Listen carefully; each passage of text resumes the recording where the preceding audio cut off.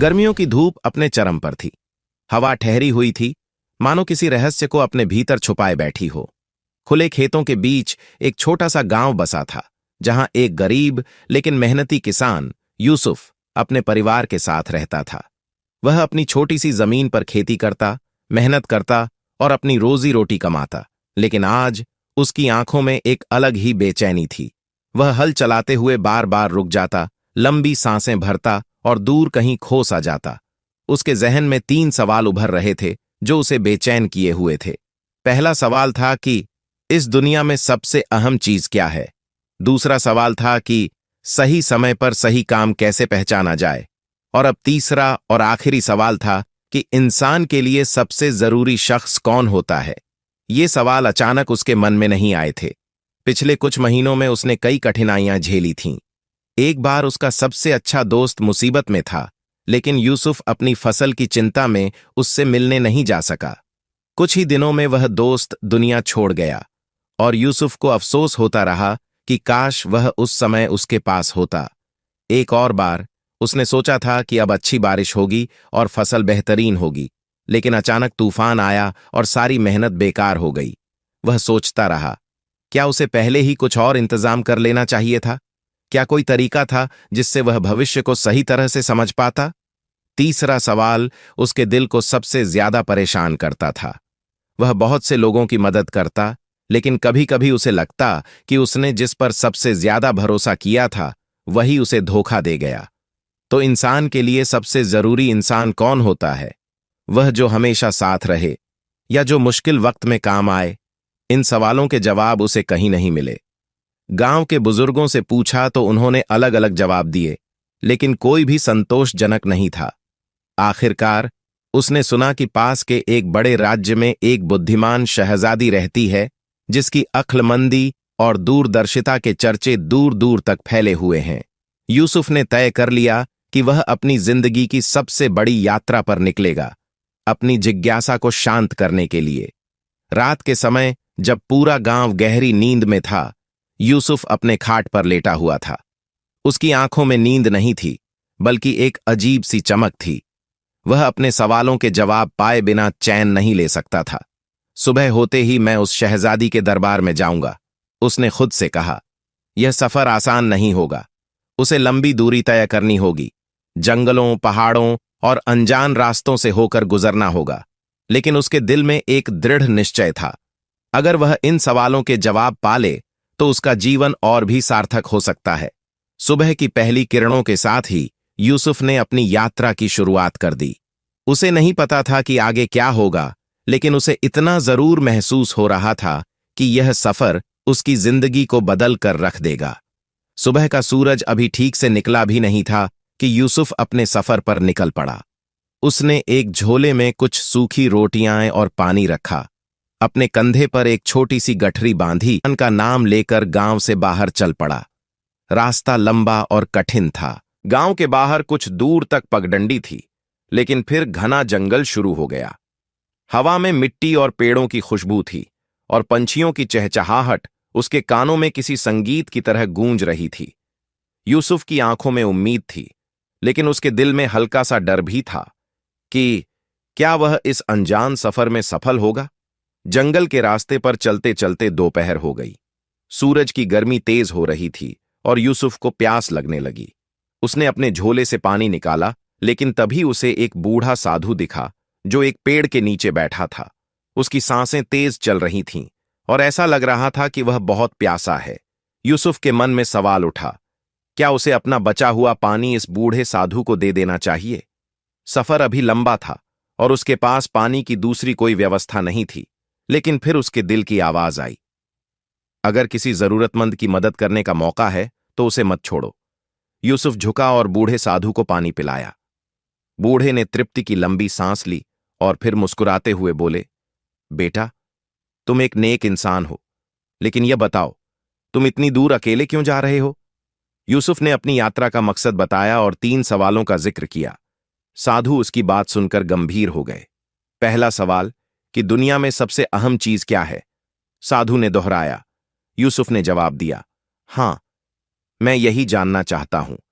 बूढ़े साधु ने एक गहरी सांस ली और बोले, याद रखो, इंसान के लिए सबसे अहम चीज वही होती है जो इस समय उसके सामने हो। अतीत बीत चुका है, भविष्य अनिश्चित है, लेकिन जो इस पल में हो रहा है वही सबसे महत्वपूर्ण है। अगर तुम इसे समझ गए तो जीवन के आधे रहस्य समझ लोगे। यूसुफ चौंक गया। उसने कभी इस नजरिए से नहीं सोचा था। वह गहराई से सोचने लगा, क्या यह सच था? क्या सबसे जरूरी चीज यही थी कि जो पल अभी उसके पास है उसी का सही उपयोग किया जाए? लेकिन उससे पहले कि वह कुछ कह पाता, साधु ने मुस्कुराकर कहा, अब आगे बढ़ो। तुम्हारा सफर बहुत लंबा है, लेकिन यह सीख मत भूलना। यूसुफ ने साधु को धन्यवाद दिया और आगे बढ़ गया, लेकिन उसका मन इस सीख पर अटका हुआ था। क्या यह सच में उसके पहले सवाल का जवाब था? पूरा दिन सफर करने के बाद जब सूरज डूबने लगा तो यूसुफ एक छोटी सी झोपड़ी के पास पहुंचा। वह थका हुआ था और आराम करना चाहता था। यूसुफ ने विनम्रता से पूछा, क्या मैं यहां रात बिता सकता हूं? आदमी ने मुस्कुराकर सिर हिलाया और उसे बैठने का इशारा किया। फिर उसने पूछा, तुम इतनी दूर कहां जा रहे हो? यूसुफ ने अपनी यात्रा और 3 सवालों के बारे में बताया। आदमी ने ध्यान से सुना, फिर धीरे से कहा, मैं तुम्हें दूसरा सवाल हल करने में मदद कर सकता हूं। तुम जानना चाहते हो कि सही समय पर सही काम कैसे पहचाना जाए, है ना? यूसुफ चौंक गया। हां, अगर आप बता सकें तो मुझे बहुत खुशी होगी। आदमी ने आग की लपटों को देखते हुए कहा, इसका जवाब तुम्हारे पास ही है, लेकिन इसे समझने के लिए तुम्हें कल सुबह मेरा एक काम करना होगा। यूसुफ ने सिर हिलाया। उसे नहीं पता था कि कल क्या होने वाला है, लेकिन वह इस रहस्यमय अजनबी से मिलने के लिए उत्सुक था। रात ठंडी थी और झोपड़ी के बाहर हल्की हल्की हवा चल रही थी। आग की धीमी लौ की रोशनी में यूसुफ का मन बेचैन था। रहस्यमयी अजनबी ने जो कहा था उसे लेकर उसके मन में कई सवाल थे। आखिर कौन सा काम करने से मुझे सही समय की पहचान होगी? सुबह होते ही अजनबी ने यूसुफ को जगाया और कहा, अब समय आ गया है कि तुम अपने सवाल का जवाब खुद खोजो। मैं तुम्हें एक काम दूंगा। अगर तुम इसे सही ढंग से कर पाए तो तुम्हारा दूसरा सवाल हल हो जाएगा। अजनबी यूसुफ को झोपड़ी से बाहर ले गया। वहां एक बड़ा सा खेत फैला हुआ था, जिसमें कई जगह झाड़ियां उगी हुई थीं। उसने एक फावड़ा यूसुफ को दिया और कहा, तुम्हें यह खेत साफ करना होगा, लेकिन कब कौन सा हिस्सा साफ करना है यह तुम्हें खुद तय करना होगा। यूसुफ को यह काम आसान लगा। उसने तुरंत फावड़ा उठाया और सामने की झाड़ियों को काटने लगा। लेकिन कुछ ही देर बाद अजनबी ने कहा, रुको। यूसुफ ने हैरानी से देखा। अजनबी बोला, तुमने यह तय कैसे किया कि सबसे पहले यही झाड़ियां काटनी चाहिए? क्या तुमने सोचा कि यहां सबसे ज्यादा खरपतवार कहां है, या यह कि किस हिस्से की जमीन सबसे ज्यादा उपजाऊ है? यूसुफ ठिठक गया। उसने बिना सोचे समझे ही काम शुरू कर दिया था। अजनबी मुस्कुराया और बोला, याद रखो, सही समय पर सही काम करने का मतलब यह है कि पहले पूरी स्थिति को समझो, फिर तय करो कि अभी सबसे जरूरी क्या है। यूसुफ ने अब नए सिरे से सोचना शुरू किया। उसने देखा कि खेत का एक हिस्सा पूरी तरह सूख चुका था, जबकि कुछ हिस्सों में अभी नमी थी। अगर पहले सूखे हिस्से को ठीक किया जाता तो यह बाद में फसल के लिए तैयार हो सकता था। अब उसने सोच समझकर सही जगह से काम शुरू किया। अजनबी ने मुस्कुराकर कहा, यही तुम्हारे दूसरे सवाल का जवाब है। सही समय पर सही काम वही होता है जो परिस्थिति को देखकर समझदारी से तय किया जाए। कोई काम अच्छा या बुरा नहीं होता, यह केवल इस पर निर्भर करता है कि उसे कब किया जाए। यूसुफ की आंखों में चमक आ गई। ये बात कितनी सीधी थी, लेकिन उसने कभी इस तरह से नहीं सोचा था। अब जब यूसुफ चलने को तैयार हुआ तो उसने अजनबी से पूछा, आप कौन हैं और आपने मेरी मदद क्यों की? अजनबी ने हल्की हंसी के साथ कहा, मैं बस एक राहगीर हूं जो कभी इसी सफर पर था। जब तुम्हें कोई सीख मिलती है तो उसे दूसरों तक पहुंचाना भी एक जिम्मेदारी बन जाती है। यूसुफ ने आदरपूर्वक सिर झुका लिया। अब उसके 2 सवाल हल हो चुके थे, लेकिन तीसरा सवाल अभी भी बाकी था। इंसान के लिए सबसे जरूरी शख्स कौन होता है? यूसुफ ने अजनबी का धन्यवाद किया और आगे बढ़ गया। अब उसका अगला पड़ाव वह शहर था जहां बुद्धिमान शहजादी रहती थी। लेकिन इस सफर में उसके साथ क्या होने वाला था यह कोई नहीं जानता था। यूसुफ के कदम अब तेज हो चुके थे। 2 सवालों के जवाब उसने पा लिए थे, लेकिन तीसरा सवाल अभी भी उसके मन में गूंज रहा था। इंसान के लिए सबसे जरूरी शख्स कौन होता है? जंगल पार करने के बाद आखिरकार वह उस राज्य की सीमा पर पहुंचा जहां बुद्धिमान शहजादी का महल था। शहर की ऊंची दीवारें और चौड़ी सड़कें देखकर यूसुफ को एहसास हुआ कि यह गांव से बहुत अलग जगह थी। यहां व्यापारियों क्या हुआ? यूसुफ ने पास खड़े एक आदमी से पूछा। आदमी ने चिंतित स्वर में कहा, राज्य में कुछ दिनों से अजीब घटनाएं हो रही हैं। कोई किसी की मदद नहीं कर रहा क्योंकि डर है कि मुसीबत में फंस जाएंगे। कैसी घटनाएं? यूसुफ ने जिज्ञासा से पूछा। बस कल ही की बात है। एक बूढ़े आदमी को राह में लुटेरों ने घेर लिया। लोग देख रहे थे लेकिन किसी ने मदद नहीं की। हर कोई सोच रहा था कि कोई और आगे आए। यूसुफ को यह सुनकर अजीब लगा। क्या इस शहर में लोगों के लिए सबसे जरूरी शख्स खुद उनका अपना ही स्वार्थ था? अचानक लोगों की हलचल और बढ़ गई। बाजार के बीचों बीच एक गरीब महिला अपने बच्चे के साथ गिरी हुई थी। बच्चा भूख से रो रहा था और महिला मदद के लिए लोगों की ओर देख रही थी, लेकिन कोई भी आगे नहीं बढ़ रहा था। यूसुफ ने देखा कि लोग केवल तमाशा देख रहे थे। कुछ लोग कानाफूसी कर रहे थे। अगर हमने मदद की तो हमें भी परेशानी हो सकती है। यूसुफ आगे बढ़ा और बिना किसी झिझक के महिला को सहारा दिया। उसने अपने झोले से बची हुई रोटियां निकालकर उन्हें दीं। महिला की आंखों में आंसू आ गए, लेकिन वह कृतज्ञता से यूसुफ को देखने लगी। तभी एक भारी आवाज आई, रुको! यूसुफ ने पलटकर देखा। एक शाही सैनिक उसके पास आ रहा था। सैनिक के पीछे और लोग इकट्ठा हो गए। सैनिक ने कहा, शहजादी ने इस शहर में एक परख रखी थी, यह देखने के लिए कि इस कठिन समय में कौन इंसानियत को सबसे ऊपर रखता है। यूसुफ चौंक गया। मतलब?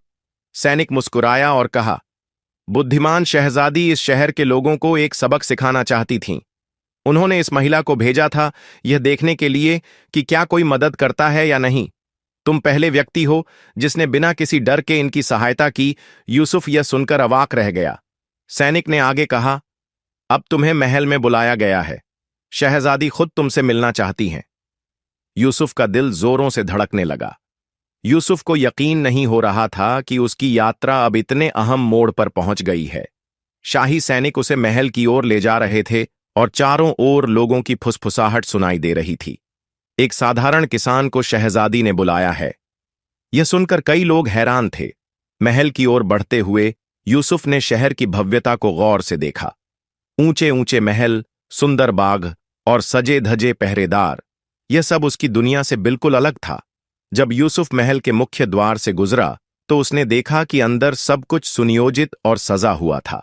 सफेद संगमरमर की दीवारें, सुनहरे पर्दे और जगह जगह जलते दियों की रोशनी ने पूरे महल को एक जादुई आभा दे रखी थी। सैनिक उसे एक बड़े हॉल में ले गए जहां सामने ऊंचे मंच पर एक शानदार सिंहासन रखा था। सिंहासन पर एक स्त्री बैठी थी, शहजादी। यूसुफ ने पहली बार इतनी बुद्धिमान और प्रभावशाली शख्सियत को देखा। उसकी उम्र ज्यादा नहीं थी, लेकिन उसकी आंखों में गहरी समझ और चेहरे पर संयम की छाप थी। आओ किसान, शहजादी ने शांत आवाज में कहा। यूसुफ झुककर अभिवादन करता हुआ आगे बढ़ा।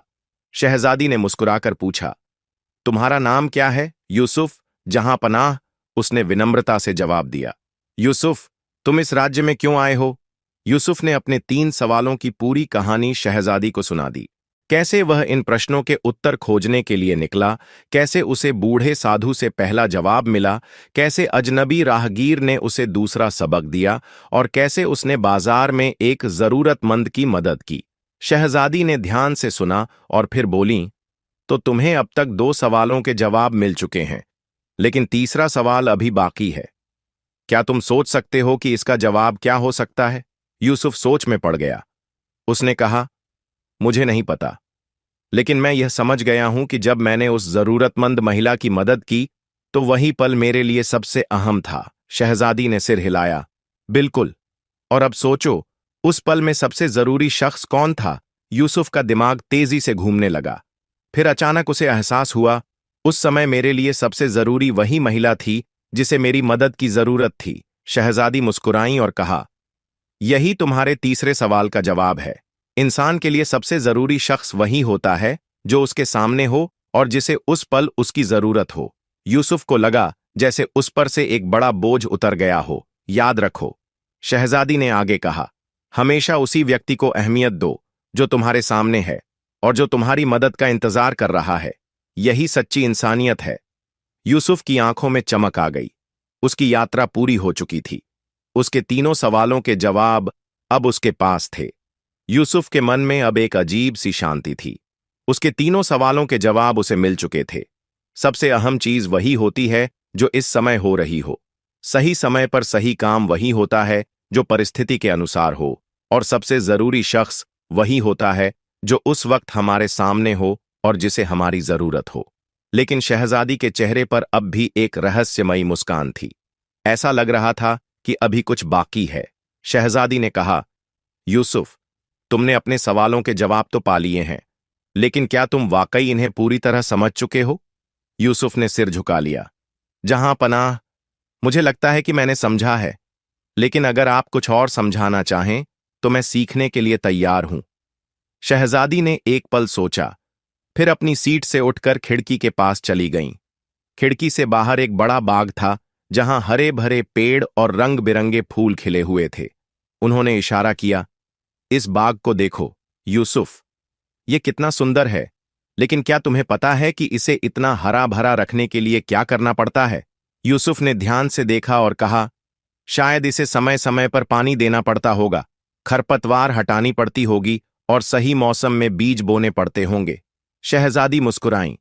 बिल्कुल सही, लेकिन अगर माली यह न समझे कि सही समय पर कौन सा काम करना जरूरी है, तो यह बाग सूख जाएगा। यही तुम्हारी जिंदगी के लिए भी सच है। तभी महल के द्वार पर हलचल मच गई। एक सैनिक दौड़ता हुआ अंदर आया और बोला, जहांपनाह, शहर के दक्षिणी द्वार पर एक घायल आदमी पड़ा है। शायद किसी ने उसे लूटकर मारने की कोशिश की है। वह बेहोश है और बहुत तकलीफ में है। यूसुफ ने बेचैनी से इधर उधर देखा, लेकिन बाकी दरबारियों के चेहरे बिना किसी चिंता के दिख रहे थे, जैसे यह कोई नई बात नहीं थी। शहजादी ने अपनी नजरें यूसुफ पर टिकाईं और कहा, तो बताओ, अब तुम क्या करोगे? यूसुफ ने बिना देर किए कहा, जहांपनाह, अगर कोई जरूरतमंद है तो हमें तुरंत उसकी मदद करनी चाहिए। शहजादी ने सिर हिलाया, लेकिन तुम अभी मेरे दरबार में हो। क्या तुम्हें नहीं लगता कि तुम्हें मेरी बातें पूरी तरह समझने के बाद ही जाना चाहिए?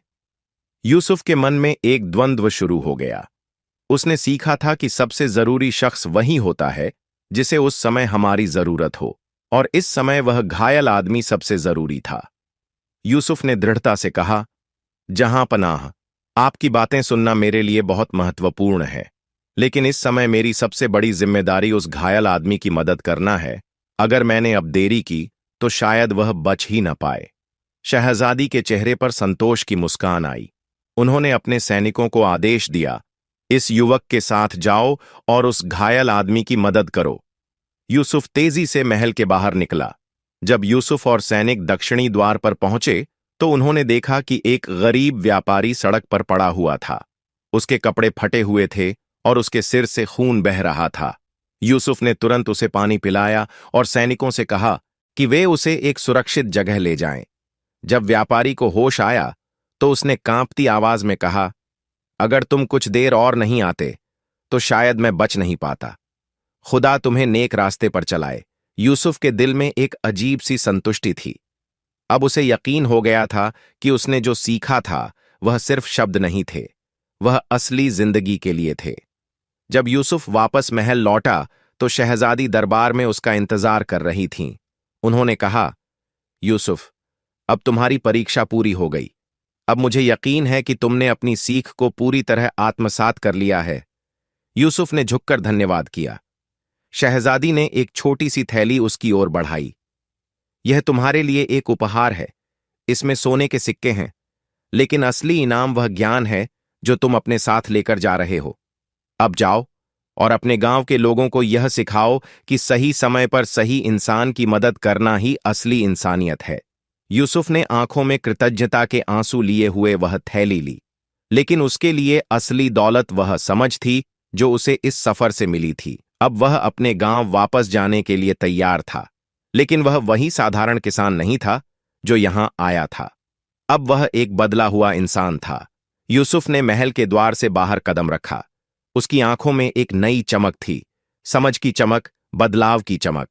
अब वह सिर्फ एक साधारण किसान नहीं था, बल्कि वह अपने 3 सवालों के जवाब के साथ एक नया उद्देश्य लेकर लौट रहा था। महल से बाहर निकलते ही उसे वही बाजार दिखा जहां उसने जरूरतमंद महिला की मदद की थी। अब वही रास्ते थे, वही दुकानें थीं, लेकिन यूसुफ के लिए अब सब कुछ अलग था। शहर से विदाई और यात्रा की शुरुआत। यूसुफ ने देखा कि रास्ते में कुछ लोग अब भी अपने अपने कामों में लगे थे। कुछ वही लोग थे जो पहले किसी जरूरतमंद की मदद करने से हिचकिचाते थे। अब उन्हें देखना अजीब लग रहा था। तभी एक बूढ़ा व्यापारी उसके पास आया और बोला, बेटा, हमने तुम्हें उस दिन उस गरीब महिला की मदद करते देखा था और फिर सुना कि तुम्हें शहजादी ने अपने महल में बुलाया। क्या तुम हमें बता सकते हो कि वहां क्या हुआ? यूसुफ मुस्कुराया और बोला, मैं बताऊंगा, लेकिन रास्ते में चलते चलते इस तरह कुछ लोग उसके साथ हो लिए और वह अपनी यात्रा के अनुभव सुनाने लगा। कैसे उसने जंगल में रहस्यमयी अजनबी से मुलाकात की, कैसे उसने खेत की जमीन को साफ करने के जरूरी समय को समझा और कैसे उसने सही समय पर सही इंसान की मदद करने का महत्व सीखा। जब वह शहर के द्वार पर पहुंचा तो कुछ और लोग उसकी बातें सुनने के लिए इकट्ठा हो गए। क्या हम भी यह सीख सकते हैं? एक नौजवान ने पूछा। यूसुफ ने सिर हिलाया। इंसान को सीखने के लिए कहीं जाने की जरूरत नहीं होती, उसे सिर्फ अपने आसपास की चीजों को सही तरह से देखने की जरूरत होती है। और इसके बाद यूसुफ ने गांव की ओर अपना सफर फिर से शुरू किया। गांव के रास्ते में एक जगह एक पत्थर बीच रास्ते में पड़ा हुआ था। वह बहुत बड़ा नहीं था, लेकिन इतना जरूर था कि अगर कोई घोड़ा या गाड़ी तेजी से आ रही हो तो वह ठोकर खाकर गिर सकती थी। यूसुफ ने देखा कि लोग इस पत्थर को देखकर बस किनारे हो रहे थे, लेकिन कोई भी उसे हटाने की कोशिश नहीं कर रहा था। यूसुफ ठहर गया। उसने सोचा, अगर यह पत्थर यहीं पड़ा रहा तो किसी न किसी को चोट लग सकती है, और यह भी एक जरूरतमंद की तरह ही है जिसे मेरी मदद की जरूरत है। उसने अपना सामान किनारे रखा और पत्थर को हटाने लगा। उसे यह काम अकेले करना मुश्किल लग रहा था, लेकिन वह रुका नहीं। कुछ ही देर में 2 राहगीरों ने उसे ऐसा करते देखा और उसकी मदद के लिए आ गए। साथ मिलकर उन्होंने पत्थर को हटाया, और जब वह रास्ते से साफ हुआ तो वहां जमीन पर कुछ सिक्के दबे हुए थे। यह क्या? एक राहगीर ने कहा। तभी पास से एक व्यापारी आया और बोला, ओह, यह सिक्के राजा ने यहां इसलिए रखे थे ताकि यह देखा जा सके कि कौन इस पत्थर को हटाने की कोशिश करता है। राजा ने कहा था कि जो इसे हटाएगा वह इनाम का हकदार होगा। यूसुफ को यह देखकर हंसी आ गई। यही तो सीख है। अगर हम जरूरत के समय मदद के लिए आगे आएंगे तो इनाम खुद हमारे पास आ जाएगा। अब यूसुफ को यकीन हो गया कि वह सही रास्ते पर है। कई दिनों की यात्रा के बाद यूसुफ आखिरकार अपने गांव पहुंच गया। जब उसने अपने घर की दहलीज पर कदम रखा तो उसे एहसास हुआ कि वह अब वही व्यक्ति नहीं था जो यहां से निकला था। गांव में सब कुछ वैसा ही था। वही खेत, वही कच्चे रास्ते, वही पहचानी हुई झोपड़ियां। लेकिन अब यूसुफ की नजरें इन्हें एक नए नजरिए से देख रही थीं। उसके माता पिता ने जब उसे देखा तो खुशी से उनके चेहरे खिल उठे। यूसुफ, तुम वापस आ गए। उसकी मां ने उसे गले लगा लिया। पिता ने उसे गौर से देखा और कहा, लेकिन तुम कुछ अलग लग रहे हो बेटे। यूसुफ मुस्कुराया। अब मैं वही यूसुफ नहीं हूं जो यहां से गया था। अब मैं जानता हूं कि जिंदगी को सही ढंग से कैसे जीना चाहिए। इसके बाद उसने अपने माता पिता और गांव के बुजुर्गों को अपनी पूरी यात्रा की कहानी सुनाई। धीरे धीरे उसकी बातें पूरे गांव में फैलने लगीं। लोग जानना चाहते थे कि उसने क्या सीखा और कैसे उसने अपनी सोच को बदला। एक दिन गांव के चौपाल पर यूसुफ ने सबको इकट्ठा किया और बोला, हम सब अपने खेतों की देखभाल करते हैं, लेकिन क्या हमने कभी अपने वक्त और अपने फैसलों की देखभाल की है? हम अक्सर सोचते हैं कि हमें बड़े बदलाव लाने होंगे, लेकिन असलियत यह है कि छोटे छोटे अच्छे काम ही सबसे बड़े बदलाव लाते हैं। गांव वालों ने सिर हिलाया।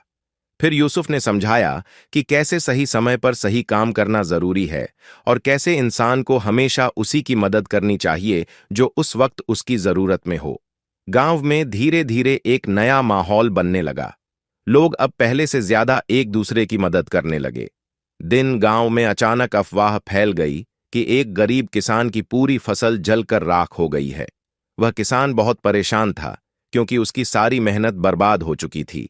गांव के लोग आपस में बात करने लगे। बेचारा, अब यह क्या करेगा? यूसुफ ने सोचा। यही वह मौका है जब मेरी सीख का असली इम्तिहान होगा। वह तुरंत किसान के घर पहुंचा और बोला, चिंता मत करो, हम सब तुम्हारी मदद करेंगे। गांव के कुछ लोग झिझक रहे थे।